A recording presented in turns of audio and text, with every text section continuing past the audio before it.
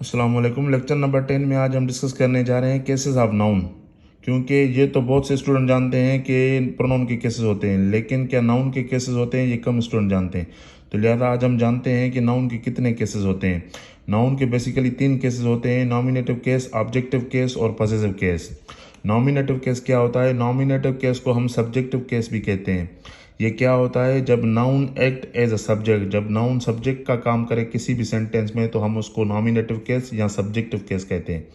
Example से जानते हैं, अली रन्स फास्ट। यहाँ पर जो अली है ये सब्जेक्ट का काम कर रहा है, तो इस वजह से इसको हम नॉमिनेटिव केस और सब्जेक्टिव केस कहते हैं। दूसरी पॉइंट है ऑब्जेक्टिव केस। ऑब्जेक्टिव केस क्या होता है? Noun act as the object of verb और प्रीपोजिशन।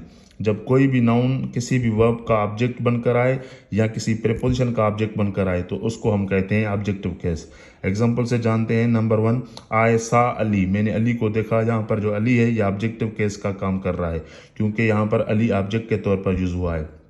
दूसरा पॉइंट है she gave a gift to Ali.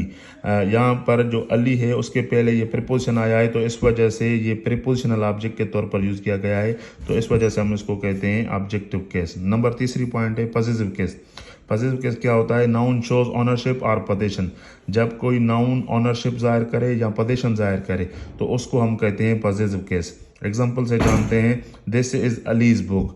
ये जो बुक है ये अली का है, मतलब बुक की पोजीशन और ऑनरशिप किसके साथ है? अली के साथ है।